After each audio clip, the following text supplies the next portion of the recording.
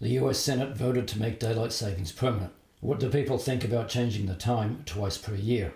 And if we're going to stop doing it, should we choose standard time or daylight savings time? And what do the sleep scientists have to say about it? And if you could vote on this bill directly, would you vote for it or against it?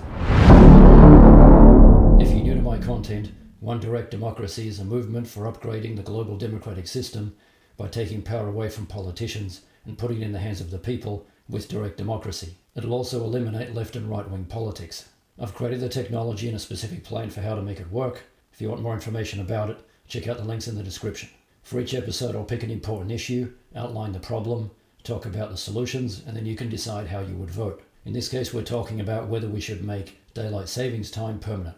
Okay, if you're just looking for another talking head that isn't interested in actually doing anything, you're in the wrong place. If you want to be part of the solution, let's get into it. Now, the Senate made a surprise move yesterday, passing a bill that would make daylight saving time permanent around the country. Yeah, I think this is maybe because of your report recently. Yeah, I'm sure that did it. Or the fact that they were all cranky because they haven't got enough sleep this week. It's actually called the Sunshine Protection Act, and it would mean Americans wouldn't need to change their clocks twice a year anymore like we just did this past weekend. So what does this bill actually propose to do? According to this article from Fortune, the US Senate voted unanimously to make daylight savings time permanent from 2023.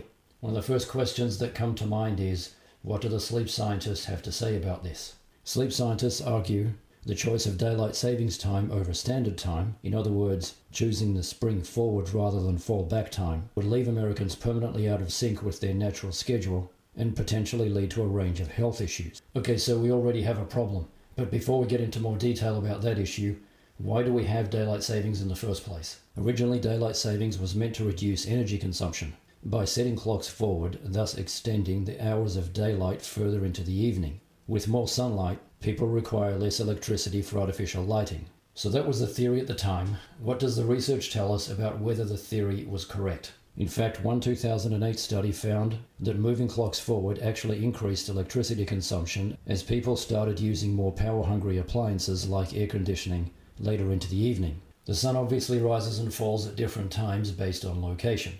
So what impact does geographic location have on daylight savings time? The US population has also trended south in recent decades, with population growth in states like Arizona, Texas, and Florida significantly outstripping their northern counterparts. Southern states see a smaller difference in daylight hours, which reduces the need to save daylight. For example, northerly Detroit gets over 15 hours of sunlight in the summer and only 9 hours in the winter. Southerly Austin gets 14 hours of daylight in the summer and 10 hours in the winter. Okay, are there reasons for not changing the time that are based on research and science? Some researchers blame the switch between standard and daylight savings time for a number of social ills, including lost productivity and increased health stress as people's bodies adjust to the time change. One study found a small but significant increase in road accidents on the Monday after the switch to summertime, as the lost hour of sleep affected people's driving ability. Other studies found the rate of workplace injuries and even heart attacks tend to increase shortly after the US springs forward. What about business? Does daylight savings time have an impact on consumer behavior?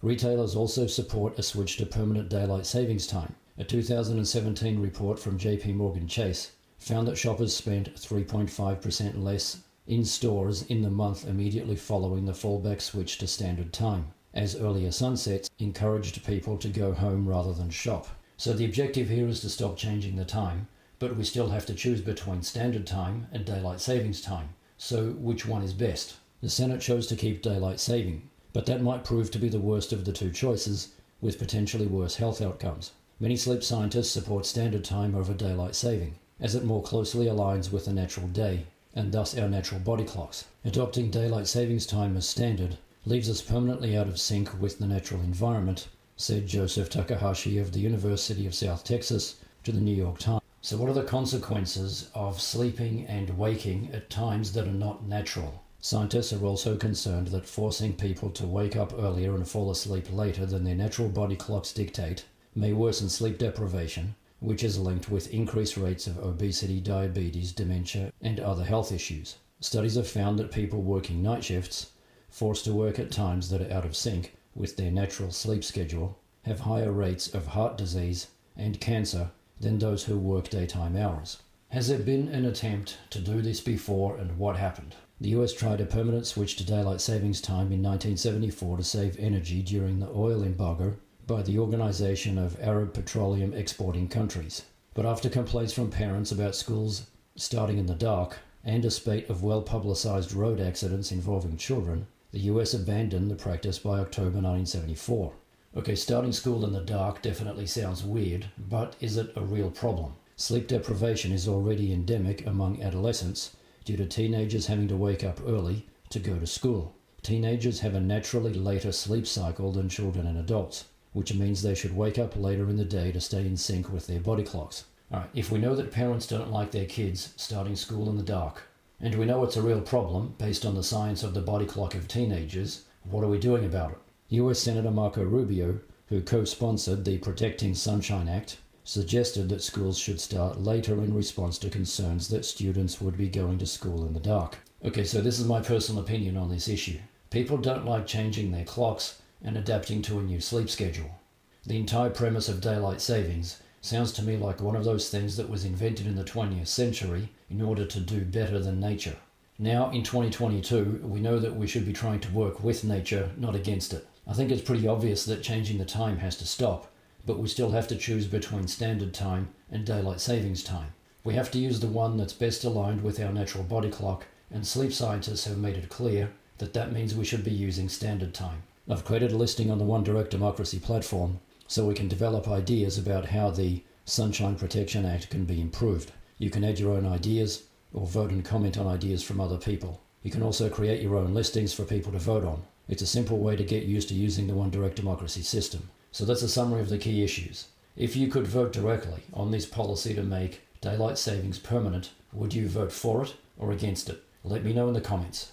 The reality is that we've reached a point in time in our evolution where representative democracy no longer serves the will of the people. That's why I created One Direct Democracy. It's a movement for upgrading the global democratic system by taking the power away from politicians and putting it in the hands of the people with direct democracy.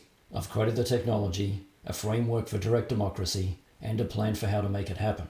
And we don't have to convince any politicians or powerful people to do anything to make it happen. We have the power to make it happen on our own. We just have to decide to do it. If you have no idea what I'm talking about, or you want more information about me or One Direct Democracy, check out the other videos on my channel and the links in the description. Direct democracy is the purest form of democracy. Representative democracy is an outdated, blunt instrument.